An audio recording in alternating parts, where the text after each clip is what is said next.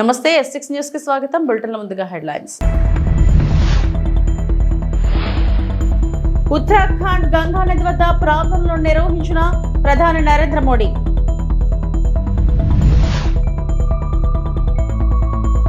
దగ్గుబాటి ఎవరు చేయని సాహసం చేశారు సీఎం చంద్రబాబు.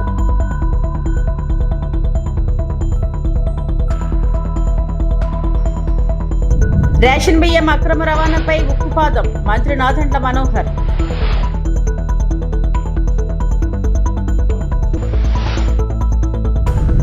ప్రధానమంత్రి నరేంద్ర మోడీ ఉత్తరాఖండ్లోని ముఖ్వాను సందర్శించి శీతాకాలపు గంగామామ ఆలయంలో ప్రార్థనలు చేశారు. గంగోత్రి చేరుకోలేని శీతాకాలంలో భక్తులు ఇక్కడ గంగమామను పూజిస్తారు కాబట్టి ఈ పవిత్ర స్థలం లోతైన ఆధ్యాత్మిక ప్రాముఖ్యతను కలిగి ఉంది.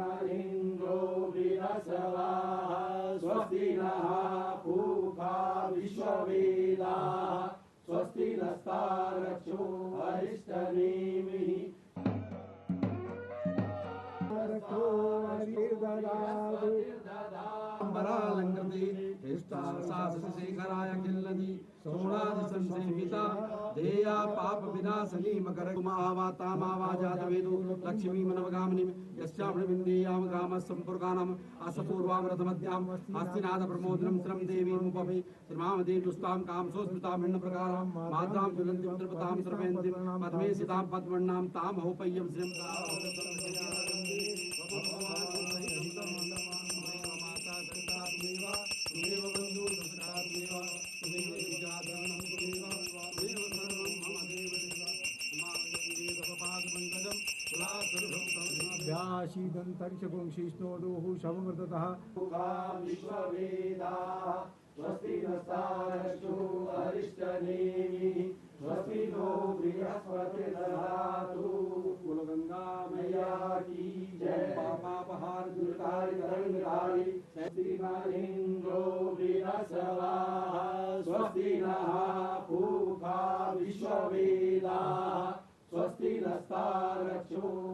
మాజీ మంత్రి దగ్గుబాటి వెంకటేశ్వరరావు ప్రపంచతత్వ నాయకత్వంపై అధ్యయనం చేసి పుస్తకం రాశారని ఏపీ సీఎం చంద్రబాబు అన్నారు.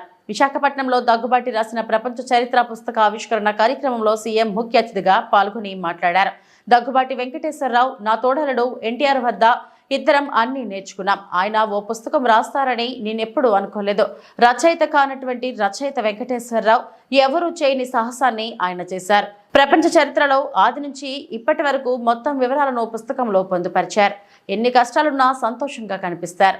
గత ప్రభుత్వ విధ్వంస పాలనతో అందరం ఆవేదన చెందాం. గీతం వంటి ఉత్తమ విద్యా సంస్థను ఏం చేశారో చూశారు. ఇటీవల ఎన్నికల్లో దగ్గుబాటి పురంధేశ్వరి చొరవను అందరం చూశాం. రాష్ట్ర ప్రజలకు మంచి చేసేందుకు అది ఉపయోగపడిందని చంద్రబాబు అన్నారు. కలిసి ఉన్నాం 40 ఏళ్ళు, ఫ్యామిలీ మెంబర్స్, కానీ ఆయనలో ఇంత డెప్త్ ఉంది, ఒక పుస్తకం రాస్తాడని నేను ఎప్పుడు ఊహించలేదు. ఆయన చెప్పినప్పుడు నేను అడిగాను, మీరే రాశారా అని అడిగాను. ఎవరికైనా డౌట్లు ఉంటాయి, కానీ ఆయన రైటర్ కాదు, ఇప్పుడు కూడా కాదు. కానీ రైటర్ కానటువంటి రైటర్ ఈయన, రచయిత కానటువంటి రచయిత. ఈరోజు ఏదైతే అటెంప్ట్ చేశారో అది కూడా చూస్తే ఎవరు చేయనటువంటి పుస్తకం కోసం చేశారు. ఆ విషయాలు కూడా మనం ఒకసారి మాట్లాడుకుంటాం. అదే సమయంలో దగ్గుపాటి పురంధేశ్వరి గారు, ఇటీవల ఎన్నికలు నేను చూశాను వారిని. వారు చూపించిన చొరవ కానీ, వారు నడిపించిన విధానం కానీ, దానివల్ల మళ్ళీ రాష్ట్ర ప్రజలకు ఒక మంచి జరగడానికి ఉపయోగపడింది. వారిని కూడా మనస్ఫూర్తిగా అభినందిస్తున్నా. ఒక చారిత్రక అవసరం మొన్న ఎన్నికలు. అందరం ఆవేదన పడ్డాం. గీతం లాంటి వన్ ఆఫ్ ది బెస్ట్ ఇన్స్టిట్యూట్ని ఏం చేశారో మీరు చూశారు. ఇలాంటి ఇన్స్టిట్యూట్స్ రావాలని కోరుకునే సమయంలో ఇక్కడ డెమాలిషన్ చేసే పరిస్థితికి వచ్చారంటే చాలా బాధేస్తుంది. అలాంటివన్నీ మనం చూసాం. అయినా కూడా ఈరోజు ఇక్కడనే భరత్ కూడా ఉన్నాడు. కానీ ఆయన కష్టం ఇంకా లేదు దీంట్లో, ఇప్పుడిప్పుడే ప్రారంభం అయ్యింది. కానీ మూర్తి గారిని చూశాను. ఆయన ఒక చరిత్ర సృష్టించాడు. భావి తరాలకి ఓసారి ఒక్కొక్క చరిత్ర. ఆయన కూడా చూసి నేను అడిగాను ఒకరోజు, మీరెందుకు గీతం ఇన్స్టిట్యూట్ పెట్టారని అడిగాను. ప్రతి ఒక్కరి జీవితంలో, ఎందుకంటే ఈరోజు వెంకటేశ్వరరావు గారు రాసిన పుస్తకం ప్రపంచ చరిత్ర. ప్రపంచ చరిత్ర కూడా ఇప్పుడే వెంకయ్యనాయుడు గారు మాట్లాడినట్టు మనుషుల్లో ఆ సమయంలో కలిగే ఆవేశాలు కానీ, ఆ సమయంలో కలిగే ఒక ఎమోషన్స్ కానీ డిస్టర్బ్ అయినప్పుడు జరుగుతూ ఉంటాయి. ఈరోజు ఇక్కడ కూర్చున్నటువంటి గీతం యూనివర్సిటీ చూస్తే మూర్తి గారి రెండో అబ్బాయికి సీట్ ఇవ్వలేదు. ఏదైతే విజయవాడలో ఉన్నటువంటి సిద్ధార్థ ఇవ్వకపోతే, నేను అడిగితే సీట్ ఇవ్వలేదు, నీకంటే పెద్ద ఇన్స్టిట్యూట్ పెడతా, గొప్ప ఇన్స్టిట్యూట్ పెడతా అని గీతం స్టార్ట్ చేసిన వ్యక్తి మూర్తి గారు. ఇది నమ్మడానికి శక్యం కాదు, కానీ ఇది వాస్తవం.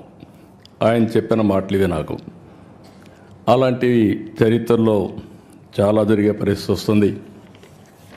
అందుకని భారత్ పైన కూడా చాలా బాధ్యత ఉంది. నాకు ఒక నమ్మకం కూడా ఉంది. మూర్తి గారి స్ఫూర్తి ఉంది. ఈ ఇన్స్టిట్యూట్ని బ్రహ్మాండంగా చేస్తారని చెప్పి ఆశిస్తున్నా. వెంకటేశ్వరరావు గారు, ఆయన జీవితమే ఒకసారి కానీ చేసుకుంటే, ఆయన చెప్పినట్టు ఆయన ఒక డాక్టర్గా చేసిన తర్వాత ఆయన చేయాల్సింది ప్రాక్టీస్ చేయాల. ప్రాక్టీస్ చేయాల.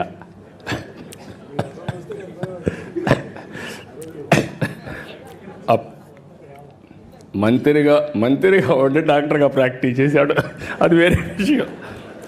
ఆయనకు మెడికల్ అండ్ హెల్త్ మినిస్టర్ ఇస్తే ఈయన ప్రాక్టీస్ చేశాడు. పీడీఎస్ ధాన్యం అంటే కేవలం స్మగ్లింగ్ కోసమే అన్నట్లుగా వైసీపీ పాలకులు మార్చేశారని మంత్రి నాదెండ్ల మనోహర్ అన్నారు. ఒక మాఫియాలా ఏర్పడి ధాన్యాన్ని పేదలకు దక్కకుండా చేశారని ఆగ్రహం వ్యక్తం చేశారు. శాసనసభలో గోరంట్ల బుచ్చయ్య చౌదరి, కొండబాబు, కూన రవికుమార్, వెనుగండ్ల రాము తదితర సభ్యులు అడిగిన ప్రశ్నలకు నాదెండ్ల మనోహర్ సమాధానమిచ్చారు. రేషన్ బియ్యం అక్రమ రవాణాకు పాల్పడే వారిపై గతంలో కంటే కఠినమైన సెక్షన్లతో కేసులు నమోదు చేస్తున్నామని తెలిపారు. ఈ రోజుకి కూడా చాలా కుటుంబాలు దీనిపైనే ఆధారపడి ఉంటాయి అధ్యక్ష. రేషన్కి ఎప్పుడు వస్తుందా అనేది ఎదురు చూస్తూ ఉంటారు. కానీ వ్యవస్థని ఎట్లా మార్చేశారంటే, పీడిఎస్ రైస్ అంటే కేవలం స్మగ్లింగ్ కోసం, ఒక ఇల్లీగల్ యాక్టివిటీ కింద దీనికి ఒక డీప్ రూటెడ్ మాఫియాని క్రియేట్ చేసి రాష్ట్రానికి తీవ్రమైన నష్టం కలిగించారు అధ్యక్ష. అంటే ఎంత దారుణంగా ఉందంటే, ఒక ప్రాంతమే కాదు అధ్యక్ష, కేవలం నేను ఒక రైస్ మిల్లర్లే నేను ప్రస్తావించాను. ఎందుకంటే అందరి పాత దీంట్లో బాగా లోతుకి వెళ్ళిపోయింది అధ్యక్ష. మేము ధాన్యం ఏ విధంగా సేకరిస్తాం, అసలు అవసరం ఎంత అని మీరు అన్నారు బుచ్చయ్య చౌదరి గారు. రాష్ట్ర వ్యాప్తంగా ప్రతి ఏటా మనకి ప్రొడక్షన్ దాదాపు 1,20,00,000 మెట్రిక్ టన్నుల అధ్యక్ష. అందులో మనకి మార్కెట్లోకి వచ్చేది 80 లక్షల మెట్రిక్ టన్ను. 80 లక్షల మెట్రిక్ టన్నులకు గాను మిల్లర్స్ దగ్గరికి మనం పంపించి కస్టమ్ మిల్ రైస్ చేయగలిగేది 40 లక్షల మెట్రిక్ టన్నులు. ఈ 40 లక్షల మెట్రిక్ టన్నులోనూ దాదాపు 30 నుంచి 32 లక్షల మెట్రిక్ టన్నులు పీడిఎస్ రైస్ కోసం ఉపయోగించుకుంటాం అధ్యక్ష. జాతీయ సంస్థ ఫుడ్ కార్పొరేషన్ ఆఫ్ ఇండియాకి బ్యాలెన్స్ స్టాక్ ఇచ్చేసి దేశంలో ఎక్కడ ఉపయోగం ఉన్నా కూడా ఆ నిల్వలు వాళ్ళు మార్చుకుంటారు అధ్యక్ష. ఆయన అడిగారు రైస్ గురించి కూడా చెప్పానండి. ఆ విధంగా కొనసాగుతున్న ఈ అద్భుతమైన కార్యక్రమాన్ని కావాలని కొంతమంది వాళ్ళ స్వార్థం కోసం, స్వప్రయోజనాల కోసం ఎంతో నష్టం కలిగించారు అధ్యక్ష. ఇందాక కూనా రవికుమార్ గారు అడిగారు, చాలా సంతోషం, మీకు కొన్ని వివరాలు చెప్పాలి అధ్యక్ష. ఎందుకంటే గత 5 సంవత్సరాల్లో వీళ్ళు ధాన్యం జప్తు చేసింది 76,854 మెట్రిక్ టన్నుల అధ్యక్ష. 5 ఇయర్స్లో 2019 నుంచి 24 వరకు. కూటమి ప్రభుత్వం వచ్చినాక కేవలం 6 నెలల్లో మేము జప్తు చేసింది 60,000 మెట్రిక్ టన్నుల అధ్యక్ష. అంటే almost 78% of what the previous government has done in the past 5 years. అక్కడ జరిగిన తనిఖీల్లో ఒకే రోజున దాదాపు 50,000 మెట్రిక్ టన్నులు రైస్ మేము సీజ్ చేసాం అధ్యక్ష. 50,000 మెట్రిక్ టన్స్. అందులో ల్యాబ్కి పంపించి అనాలిసిస్ వచ్చిన తర్వాత 25,386 మెట్రిక్ టన్నులు పీడిఎస్ రైస్గా మేము నిర్ధారించాం అధ్యక్ష. 13 సంస్థల పైన, గోడౌన్స్ పైన కేసులు పెట్టాం. వాళ్ళపైన 6A కేసెసే కాకుండా ఈ section 7 of essential commodities act. MLC ఎన్నికల ప్రచారంలో సీఎం రేవంత్ రెడ్డి తనపై చేసిన విమర్శలకు ప్రజలే సరైన సమాధానం ఇచ్చారని కేంద్ర మంత్రి కిషన్ రెడ్డి అన్నారు. ముఖ్యమంత్రి విమర్శలకు సంజాయిషి ఇవ్వాల్సిన అవసరం తనకు లేదన్నారు. ప్రజా తీర్పు కాంగ్రెస్ పాలనకు చెంపపెట్టు లాంటిదని కిషన్ రెడ్డి పేర్కొన్నారు. అసెంబ్లీ ఎన్నికలకు ముందు కాంగ్రెస్ పార్టీ ఇచ్చిన హామీలన్నీ వెంటనే అమలు చేయాలని డిమాండ్ చేశారు. కాంగ్రెస్ పార్టీ ప్రభుత్వ పాలనకు గత పార్లమెంట్ ఎన్నికల్లోనే ప్రజలు మరి కర్రు కాచి వాత పెట్టారు. ఈ ఎన్నికల్లో మరి పూర్తిగా తమ అభిప్రాయాన్ని స్పష్టం చేశారు. కాబట్టి ముఖ్యమంత్రి గారు మాట్లాడేటువంటి విషయాల మీద నేను స్పందించదలుచుకోలేదు. ఆయన గాలి మాటలు మాట్లాడుతుంటే నేను మాట్లాడుతూ ఉంటే ఆయనకు అలసిగా కనిపిస్తుంది. కాబట్టి ఆయన మాటలకు వ్యక్తిగతంగా ప్రభుత్వపరమైన అంశాలు కావచ్చు, విధానపరమైనటువంటి అంశాల మీదనే తప్పకుండా మాట్లాడతాను. నా మీద గాలి మాటలు మాట్లాడినప్పుడు నేను జవాబు చెప్పుకోవాల్సినటువంటి, సంజాయిషి చెప్పుకోవాల్సినటువంటి అవసరం నాకు లేదు. ఆ ప్రజలు తీర్పే నా గురించి ఈ ఎన్నికల ప్రచారంలో ఇష్టారాజ్యంగా ముఖ్యమంత్రి గారు మాట్లాడిన తర్వాత తెలంగాణ ప్రజలు ఎన్నికల్లో ఇచ్చినటువంటి తీర్పు ఏదైతున్నదో ఆ తీర్పే కాంగ్రెస్ పార్టీకి, పాలక పార్టీకి చంపచెల్లు అనిపించింది. నా మీద విమర్శకు సరైన జవాబు తెలంగాణ ప్రజలే చెప్పారు. రెఫరెండం అన్న ఈ ఎన్నికలను 2 కోల్పోయింది కాంగ్రెస్. ఈ మేధావులు ఇచ్చిన తీర్పు ఖచ్చితంగా కాంగ్రెస్ పార్టీ ఇప్పటికైనా తెలంగాణ ప్రజలకు ఇచ్చినటువంటి హామీ, అది రైతులకు మరి ఎకరాకు 15,000 ఇచ్చేటువంటి కార్యక్రమం గాని, కౌలు రైతులకు గాని, రైతు కూలీలకు గాని, నిరుద్యోగ యువతకు నెలకు 4,000 ఇచ్చేటువంటి నిరుద్యోగ వృత్తి గాని, తెలంగాణ ఆడబిడ్డలందరికీ ఇవ్వాల్సినటువంటి 2,500 రూపాయలు కానీ, దళిత కుటుంబాలకు ఇవ్వాల్సినటువంటి 12 లక్షల రూపాయలు కానీ, ఆడబిడ్డలకు ఇవ్వాల్సినటువంటి స్కూటీ, మోటార్ సైకిల్ కానీ ఏవైతే హామీలు ఇచ్చారో ఇప్పటికైనా హామీలు అమలు చేసే దిశగా ఉండాల్సిందిగా నేను తెలంగాణ ప్రజానీకం తరఫున డిమాండ్ చేస్తా ఉన్నాను. 317 కారణంగా, జీవో 317 కారణంగా ఉద్యోగస్తులు గాని, ఉపాధ్యాయులు గాని ఏదైతే నష్టపోతా ఉన్నారో, ఏదైతే ఇబ్బందులు ఎదుర్కొంటున్నారో ఆ యొక్క సమస్యను కూడా సానుకూలంగా ఇప్పటికైనా పరిష్కారం చేయాలని డిమాండ్ చేస్తా ఉన్నాను. నల్గొండ, ఖమ్మము, అదేవిధంగా వరంగల్ సంబంధించి మేము ప్రత్యేకంగా పార్టీలో చర్చించి ఆ 3 జిల్లాలలో పార్టీ బలపడడం కోసం కావలసినటువంటి చర్యలు ఏ రకంగా ఉండాలో ప్రత్యేకంగా దానికి సంబంధించినటువంటి కార్యాచరణ రూపొందించి ఆ జిల్లాలో కూడా బలపడడం కోసము, ప్రజల మద్దతు కూడగట్టడం కోసము తప్పకుండా ప్రయత్నం చేస్తాము. ఎన్నికల్లో కొంత మేము విజయం సాధించకపోవడానికి కొంత మా లోపం కూడా కారణమే. ఆ లోపాలన్నీ కూడా సరిదిద్దుకొని ఉభయ రాష్ట్రాల రైతుల ప్రయోజనాలు, ప్రజల అభివృద్ధి కోరుకునే వ్యక్తి ముఖ్యమంత్రి చంద్రబాబుపై అర్థం పర్థం లేని అసత్య ఆరోపణలు చేయడం తగదు. కృష్ణా ట్రిబ్యునల్ ప్రకారం ఆంధ్రకు నీటి వాటా చట్టబద్ధంగా, న్యాయబద్ధంగానే అడుగుతున్నామని, రాజకీయ ఉనికి కోసం రాద్ధాంతాలు చేయొద్దని మీడియాతో మాట్లాడుతూ తెలిపాను. మంత్రి నిమ్మల రామానాయుడు అన్నారు. పాత్రికేయ మిత్రులందరికీ కూడా ముందుగా నమస్కారాలు తెలియజేసుకుంటూ, రైతుల ప్రయోజనాలు బాగుండాలని, ఉభయ తెలుగు రాష్ట్రాల తెలుగు ప్రజల అభివృద్ధిలో నడవాలని చంద్రబాబు నాయుడు గారు మాట్లాడుతూ ఉంటే దాన్ని కూడా రాజకీయం చేస్తున్నటువంటి పరిస్థితి ఏదైతే ఉందో, అంటే తెలంగాణలో తమ రాజకీయ పబ్బం కోసం, తమ రాజకీయ ఉనికి కోసం పదే పదే ఇట్లా ఏపీ మీద మరి అవాస్తవమైన ఆరోపణలు చేయడం తగదు అని చెప్పి మీ ద్వారా కూడా తెలియజేసుకుంటూ ఉన్నా. నిన్ననే మాట్లాడుతూ ఉన్నారు, ఏదైతే రోజుకి 10,000 క్యూసెక్ల నీరు తరలించిపోతున్నారని ఆరోపణలు చేస్తున్నారు. ఏదైతే చట్టబద్ధంగా న్యాయబద్ధంగా ఆంధ్రప్రదేశ్ రాష్ట్రానికి రావాల్సినటువంటి వాటానే తీసుకుంటున్నాం తప్ప అదనంగా తీసుకోవట్లేదు అనే విషయాన్ని మీ ద్వారా ఈ సందర్భంగా తెలియజేస్తూ ఉన్నా. ఎందుకంటే మొన్న కూడా మీరు చూశారు, ఏదైతే ఆ రోజు ఉమ్మడి ఆంధ్రప్రదేశ్ రాష్ట్రంలో మహారాష్ట్ర అక్రమంగా ప్రాజెక్టు నిర్మాణం చేస్తూ ఉంటే ఆ రోజు చంద్రబాబు నాయుడు గారు మహారాష్ట్ర పోయి అక్కడ ధర్నా చేసి అరెస్ట్ అయిన విషయాన్ని, అంటే ఇట్లా తెలుగు ప్రజల అభివృద్ధి, అందులో ముఖ్యంగా తెలంగాణ ప్రజల అభివృద్ధిని కూడా కాంక్షించేటువంటి వ్యక్తి చంద్రబాబు నాయుడు గారు అనే విషయాన్ని కూడా ఈ సందర్భంగా తెలియజేసుకుంటూ, మరి ఏదైతే ఈవేళ కృష్ణ ట్రిబ్యునల్ ప్రకారం మరి 811 టీఎంసీలు లభ్యత ఉన్నటువంటి స్థితిలో ఆంధ్రప్రదేశ్ రాష్ట్రానికి 512 టీఎంసీలు, అదేవిధంగా తెలంగాణకు 299 టీఎంసీలు, అది న్యాయబద్ధంగా వాటా పంచుకునేటువంటి విధంగా మరి ఒప్పందం ద్వారా వచ్చిన విషయాన్ని కూడా ఈ సందర్భంగా గుర్తుపెట్టుకోవాల్సినటువంటి అవసరం ఉందని చెప్పి తెలియజేస్తూ ఉన్నా. మరి ఇటువంటి పరిస్థితుల్లో మొన్న మనం చూసాం 2024-25లో శ్రీశైలంకి 1600 టీఎంసీల నీరు మరి పెద్ద ఎత్తున వచ్చినటువంటి పరిస్థితి మనం చూసాం. ఏదైతే ఆ యొక్క కృష్ణా నదికి దిగువన ఆకరణ ఉన్నటువంటి ప్రకాశం బ్యారేజ్ ఏదైతే ఉందో ఆ ప్రకాశం బ్యారేజ్ నుంచి 871 టీఎంసీలు, అక్షరాల 871 టీఎంసీలు వృధాగా సముద్రంలోకి, బంగాళాఖాతంలోకి, ఉప్పు నీరులోకి కలిసిపోయినటువంటి పరిస్థితి. నేను అడుగుతూ ఉన్నా, అంటే ఏదైతే ఈ యొక్క వృధాగా సముద్రంలోకి పోవడం కంటే ఏదైతే అదనంగా వచ్చినటువంటి ఆ వరద జలాల్ని అత్యంత వెనకబడినటువంటి కరువు జిల్లాలైనటువంటి రాయలసీమకు, అదేవిధంగా ఫ్లోరైడ్ బాధితులు పెద్ద ఎత్తునటువంటి ప్రకాశం జిల్లాకు మరి ఆ వరద జలాల్ని ఉపయోగించుకుంటే తప్పేంటో మరి ఈవేళ మరి మీరు కూడా సమాధానం చెప్పాల్సినటువంటి అవసరం అయితే ఖచ్చితంగా ఉంది. ఏదైతే శ్రీశైలం దగ్గర కూడా మొన్న మనం చూసాం, కృష్ణానదికి చరిత్రలో ఎప్పుడూ లేనటువంటి విధంగా మొన్న 2024 అక్టోబర్ 25 వరకు మరి కృష్ణా నదికి సంబంధించి ఇన్ఫ్లో వస్తూ ఉన్నటువంటి పరిస్థితి. అంటే ఆ రకంగా పెద్ద ఎత్తున ఏదైతే కృష్ణా నదికి గతంలో ఎప్పుడూ లేనటువంటి విధంగా వైఎస్ఆర్సీపీ కేంద్ర కార్యాలయంలో మాజీ ముఖ్యమంత్రి వైఎస్ఆర్సీపీ అధినేత వైఎస్ జగన్మోహన్ రెడ్డి నగరం జిల్లా నందిపుర పీఠాధిపతులు గురువారం కలిశారు. భూమి పూజకు ఆయనను ఆహ్వానించారు. ఏప్రిల్ 30న నందిపురంలో ప్రపంచంలోనే ఎత్తైన 108 అడుగుల శ్రీ అర్ధనారీశ్వర స్వామి విగ్రహానికి భూమి పూజ కార్యక్రమం నిర్వహించనున్నారు.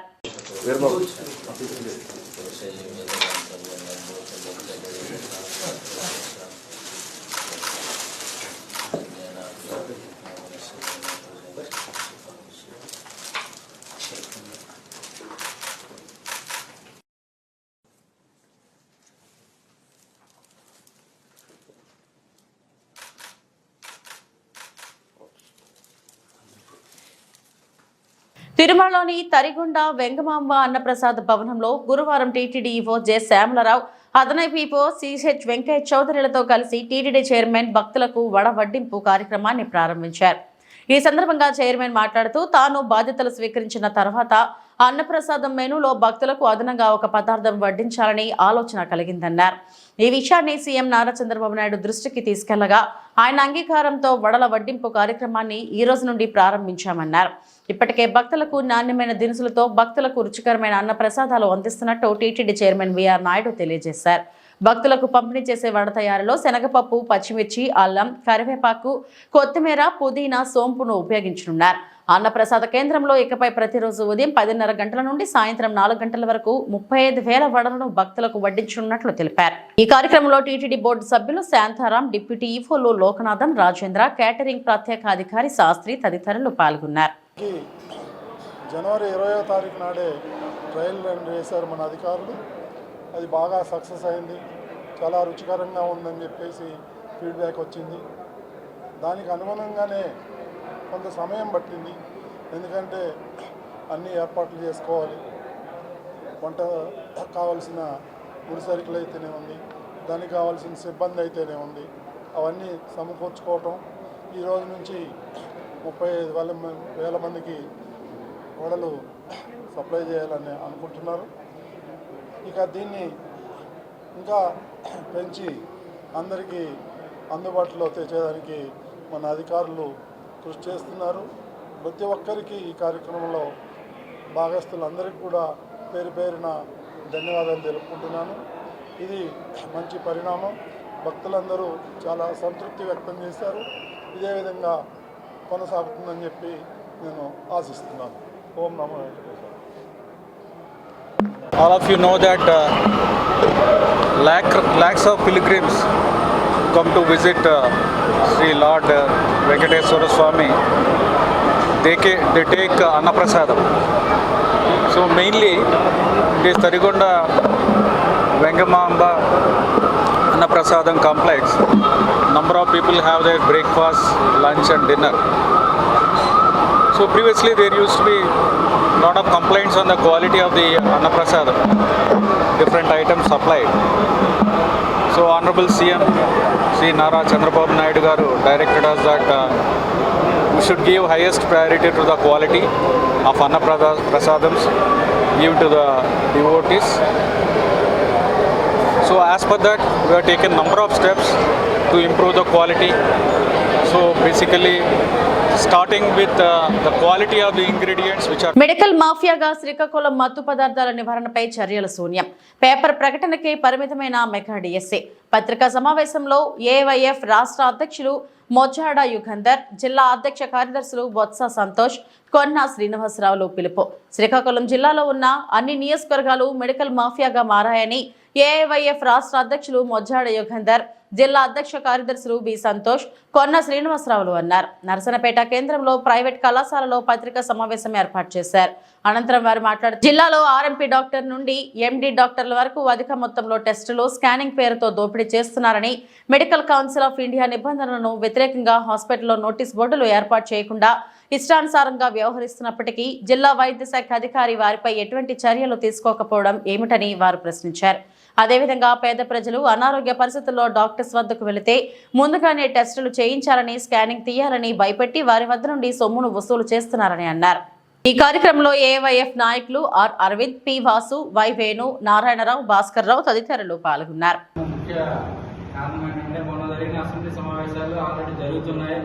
దాంట్లో కనీసం ఎన్నికల ముందు మంత్రి లోకేష్ గారు పాదయాత్ర చేస్తూ మెగా డిఎస్సీ రిలీజ్ చేస్తాను, మెగా డిఎస్సీ మీద ఫస్ట్ సంతకం పెడతాను, నిరుద్యోగ యువతను ఆదుకుంటాను, ఈ రాష్ట్రంలో నిరుద్యోగ యువతకి 20 లక్షల మందికి ప్రత్యేకంగా కానీ పరోక్షంగా కానీ మా ఎన్డీఏ గవర్నమెంట్ అధికారంలోకి వచ్చిన తర్వాత పూర్తి స్థాయిలో ఉద్యోగ పద్ధతి కల్పిస్తామని చెప్పిన ప్రభుత్వం ఈ రోజు మెగా డిఎస్సీని కాలయాపన చేస్తూ ఇప్పుడు 9 మాసాలు గడుస్తున్నా ఇంతవరకు మెగా డిఎస్సీ నోటిఫికేషన్ ఇవ్వకుండా పేపర్లో ప్రకటనకి మీడియా మిత్రులు తప్ప తెలియజేయడం తప్ప కానీ పూర్తి స్థాయిలో నోటిఫికేషన్ రిలీజ్ చేయలేదు. తక్షణమే మెగా డిఎస్సీ రిలీజ్ చేయాలని చెప్పి రాష్ట్ర ప్రభుత్వం హెచ్చరిస్తున్నాం. అదే తరుణంలో కూడా ఈ రోజు చూసుకుంటే ఈ రాష్ట్రంలో 2,34,000 ఉద్యోగాలు ఖాళీ ఉన్నాయి. వివిధ శాఖల్లో గ్రూప్ 1, గ్రూప్ 2, గ్రూప్ 3, అలాగే మెగా డిఎస్సీ, అలాగే అవుట్ సోర్సింగ్ కింద కూడా ఎస్టీ బ్యాక్లాగ్ పోస్టులు కూడా పూర్తి స్థాయిలో ఖాళీలు ఉన్నాయి. అవి తక్షణమే భర్తీ చేయాలని చెప్పి రాష్ట్ర ప్రభుత్వాన్ని మేము కోరుతున్నాం. ఆ తరుణంలో కూడాను గత ప్రభుత్వంలో పనిచేసిన 2,60,000 మంది వాలంటీర్లు ఈ రోజు ఉద్యోగ భద్రత కల్పిస్తాము, మీకు వస్తే 5,000 గౌరవవేతనం సరిపోదు, పూర్తి స్థాయిలో 10,000 గౌరవవేతనం చేస్తామని చెప్పిన ఆనాడు ఎన్నికల ప్రచారంలో, ఇప్పుడు ముఖ్యమంత్రి ఆనాడు ఎన్నికల ప్రచారంలో హామీ ఇచ్చారు. ఆ హామీని మేము నిలబెట్టుకోవాలని చెప్తున్నాము. అదే పద్ధతిలో కూడా ఏపీ బెవరేజ్ కంపెనీ తరఫున పనిచేస్తున్న ప్రభుత్వ వైన్ షాపుల్లో గత ప్రభుత్వంలో పనిచేసిన వాళ్ళు కూడా ఈ రోజు 15,500 మంది రాష్ట్ర వ్యాప్తంగా ఈ రోజు 9 మాసాలే ఉద్యోగ భద్రత లేక, ఉద్యోగ జీతాలు లేక, ఫ్యామిలీలతో ఇబ్బంది పడుతూ ఈ రోజు నడి రోడ్డు మీద పడుతున్నా పట్టించుకున్న ప్రభుత్వం ఆనాడు వీళ్ళందరినీ కాపాడుతాను, ఉద్యోగ భద్రత కల్పిస్తానని చెప్పి ఎన్నికల హామీ ఇచ్చి నిరుద్యోగ యువతను పూర్తి స్థాయిలో రాష్ట్ర ప్రభుత్వం మోసం చేసిందని మేము చెప్తున్నాం.